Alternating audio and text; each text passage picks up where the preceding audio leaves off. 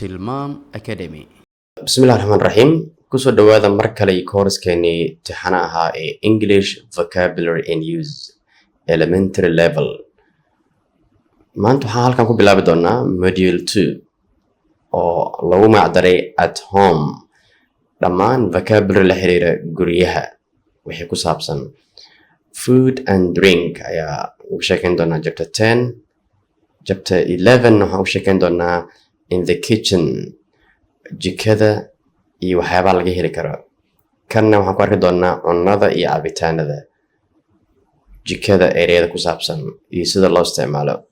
12 waxaan ku arki doonaa In the Bedroom and Bathroom, ereyada loo isticmaalo qolka jiifka iyo musqusha qabeeska ereyadaas oo kale. ugu dambeyn unitkan modulekan wuxuu kusoo gabagaban doonaa 13 oo ah In the Living Room, qolka fadhiga, TV-ga, armaajada, fadhiga, waxyaabahaas oo kale, iyo expressionska laga dhex isticmaalo sida leerka demi, leerka shit, TV-ga demi, remote-ka soo qabo iyo waxyaaba noocaas oo kale.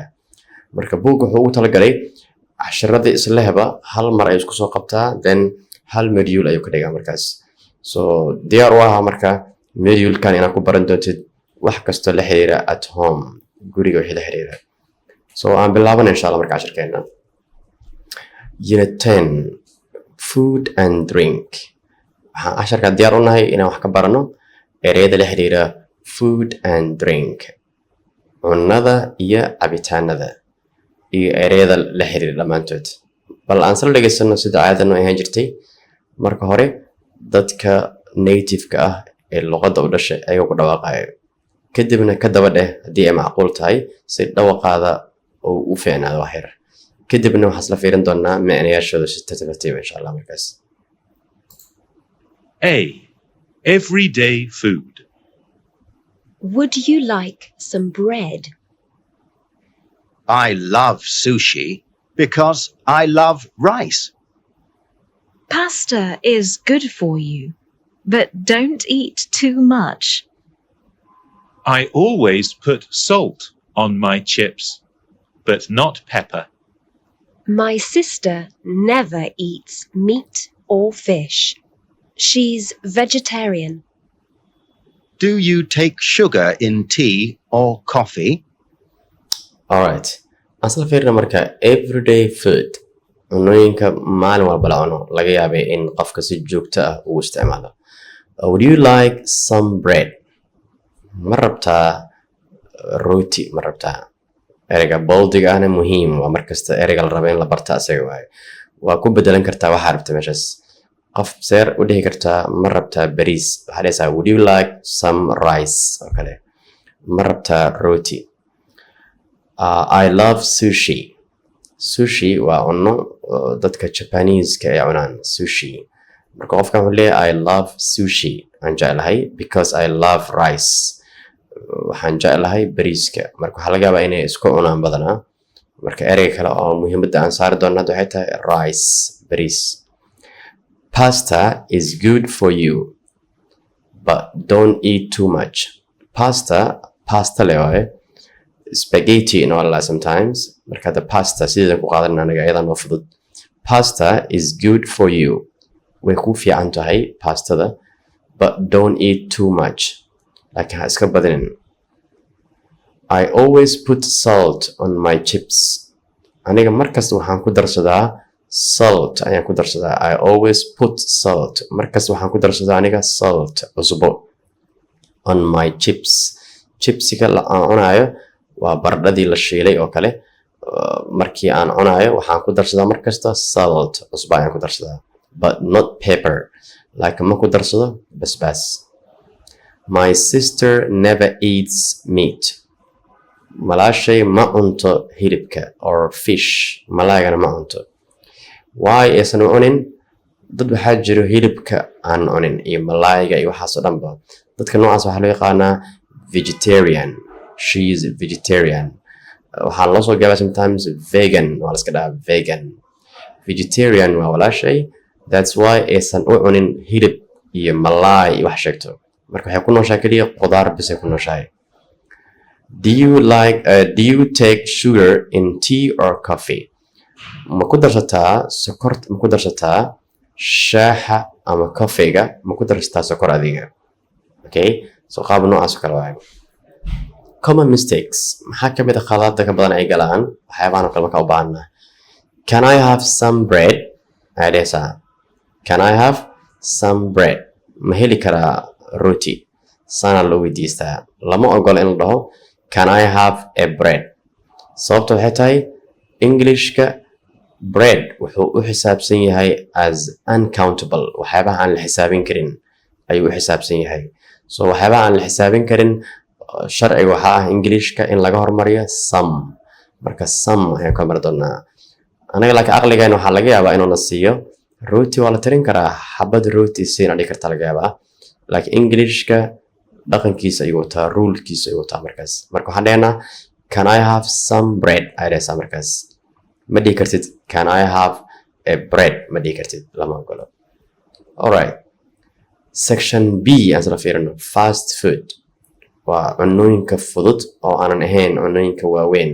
Quraac, qada, casho ma ahan. Breakfast, lunch or dinner ma ahan. Waa cunooyinka fudud waaye. Magaalada dukaamanka yaryarka biibitooyinka magaalada waxyaaba badan laga cunno maxay yihiin waa fast food, waa cunooyin fudud waaye. bal asla fiirina meesha marka hore aan wada dhageysano kadibna aan dul istaagno insha Allah markaas. B. Fast food. I eat hamburgers, hot dogs, and pizzas when I don't have much time. Fish and chips is popular in Britain, Australia, and New Zealand. Okay, fast food aan fiirino markaas sawiradana markasta way ku saacidayaan. I eat hamburger, aniga hamburger ayaan cunaa, waa rooti la dhexgeliyey qudaar iyo hilib iyo waxyaabahaas oo kale. Laga yaabay hilibkas la geliyo ayaa laga yaabaa in lagu kala duwan yahay. Sometimes waxaa arki kartaa fish burger, mar waxaa arki kartaa hamburger. Marka midka noocaan wuxuu noqonayaa hamburger. Soomaaliya inaan laga cunno laga yaabaa. Okay, I eat hamburgers. Waa hilib doofaar laga yaabaa inuu ku dhex jiro kaas. I eat hamburgers ayaan cunaa. Hot dogs noo cunaa. Hot dogs like waa hilib la shiiday oo kale waaye. Kadibna sida sawirkan ka muuqato haddaa fiirsin sawirkan waxaas dhexda ku jiro oo kale waaye. Waxaa loo yaqaanaa hot dogs. Marka ma ahan sidiis ma ku macnayn kartid. Haddii kale waxaa noqon kartaa micnihi isbedelaya. Hot dog ma aha markaas. Marka waxaa laga wadaa hot dog waa hilibkaas la shiiday waaye sida sawirkaas idinkaaga muuqato. And pizza. Pizza hadna waa cunaa. I don't have much time because waqti badan ma haysto aniga because dadka markay aad u dadegsan yihiin ma ka gaaraan inay cunaan cunto oo full ah sida bariis iyo hilib. Marka waxay jecel yihiin inay gaariga ayagoo si saaran ee hore kasii qabsadaan burger ama pizza ama hot dog iyo waxyaabahaas oo kale. Sababtay cunaan badanaa maxay tahay because I don't have much time u dhahaa waqti igu filan ma haysto. Fish and chips is popular in Britain. In la cuno fish and chips like malayga iyo chipsigas iyo baradhadaas ayaa caan ka ah is popular caan ayuu ka yahay in Britain, Great Britain caan uu ka yahay Ingiriiska meelahaas iska dhahnaa, Australia and New Zealand wadamadaas oo dhan aad ayuu caan uga yahay. It means dadka aad ayuu cunaan waa markaas. Alright, section C ayaan isla fiirin doonaa. Sectionkan waxaan ku baran doonaa fruit and vegetables. Maxay kala yihiin fruit maxaa la vegetables maxay yihiin bal mid aan fiirin doonaa. Marka hore ereyadaan aad u gagaaban yihiin waxaan isku dayi karnaa inaan ka daba dhigi karno insha Allah markaas. C. Fruit and vegetables. Vegetables are good for you. Fruit is also good for you. Vegetables. Vegetables, Carrots. carrot, Beans. beans, Potatoes. potatoes, Tomatoes. tomatoes, Peas. peas, Onions. onions, Garlic. garlic, Mushrooms. mushrooms, Fruit, fruit, orange, orange, apple, apple, banana, banana, pear, pear, grapes, grapes, strawberries, strawberries, pineapple, pineapple. Khudaartan waxay isugu jiraan khudrawaadkan kuwa aan naqaana iyo kuwa aanan aqooninba. Marka kuwa aan naqaana aan fiirina marka hore. Carrot, beans, digirta oo kale waaye. Potatoes, baradhada caadiga. Tomatoes, waa yaanyada.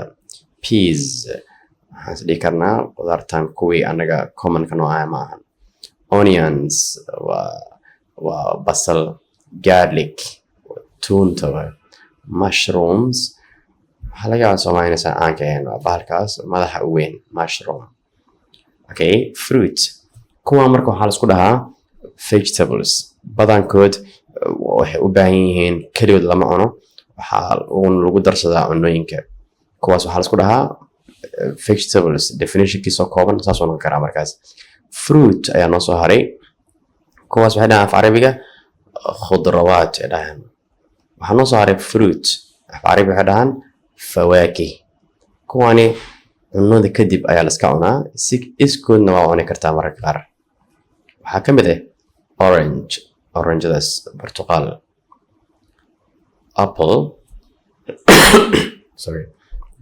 apple waa tufaax. banana waa muuska naqaani. pear kan qudaarta anaga naqaano ma wadankeen lagama yaqaano. grapes waa cinabkii. strawberries waayahan dambe aada loo arkaa strawberry leh samaleynaya. pineapple waa ananas inkastoo wadanka uusan ka bixin laakiin waayahan dambe anaga aad ayaan u aragnaa markaas. okay, so muhiim waa markaas in qofka uu arko common mistakes. maxaa marka lagaga digayaa dadka khaladka ay galaan waxaa ka mid ah I love fruit adesa. I love fruits lama ogola ha ka dhigin plural s ha ku darin. kasoo qaad khudaarta dhan waa jeceshahay sida orange waa jeceshahay, banana waa jeceshahay, pineapple waa jeceshahay. marka sheegays waxaa iska dhaysaa marka I love fruit adesa rulabis jamaca ka dhigin. okay, ugu dambeyn section D waxaan kusoo gabagaban doonaa drinks cabitaanada kuwooda ugu caansan ayaan isla fiirin doonaa ayagana. bal marka hore aan isla dhegeysano aad uga gaaban yihiin waa ka daba dhigi karnaa insha allah. D. Drinks. tea, coffee, milk, fruit juice, beer, wine, mineral water. bal aan isla fiirino marka drinks cabitaanada. tea waa taqaaniin shaah. coffee waa kafeega caadiga bunka laga sameeyey. milk caanihii caadiga. fruit juice waa cabitaan casiir. beer and wine labadaba waa laba nooc oo ka mid ah khamriga oo wadamadaas laga cabo mararka qaar. mineral water waa biyaha moosaxada caadiga biyaha caadiga anaga aan iska cabno. for example dukaana tagtay waxaa dhahaysaa can I have a mineral water for me. mineral water da u baahan tahay. okay, can I have a cup of tea. can I have a cup of coffee. qaab noocaas oo kale laga rabaa markaas muhiim ah marka. tip markasta waxaan ku siin doonaa tip like wax aad ku anfacaya talo ku siinaya talooyin fiican. go to supermarket. tag oo ku dhahaya supermarket oo kugu dhow tag. how many different kinds of food or drinks have English names on them. bal soo fiiri labelska meelaha ku dhadhagan intooda badan English ayaa laga yaabaa inay ku qoran yihiin. waa adigoo jooga weliba wadankaaga joogo ama wadanka aad joogtid fiiri. try to learn some of them. bal kasoo baro. kasoo qaad meesha waxaa tagta lagu gado basasha iyo yaanyada waxay u badan tahay haddii xataa wadankaas uusan ahayn wadan Englishka looga hadlo inay ku qorayaan ay u badan tahay. so carrot inaa kusoo aragtaa laga yaabaa. tomatoes inaa ku aragtaa laga yaabaa. gasaca fiiri oo tomatoes ku qoran. everything marka qaab noocaas oo kale waaye. marka casharka markaa baratid isku day ku dhahayaa casharkaas inaad baratikaysid khudaarta maalmahaas isha ku hay fiiri meelaha lagu gadgado kartuunka lagu keeno qaarkood fiiri way ku qoran yihiin saas u badan tahay. okay, halkaas ayaan kusoo gabagabayn doonaa insha allah unit 10. si casharka inaad fahantay u xaqiijisid waxaa u baahan tahay mar walba in aad ka shaqaysid exercise-ka la socdo chapterkan. See you inshallah. waxaa inoo balan inshallah casharka xiga iyo unit 12 inshallah.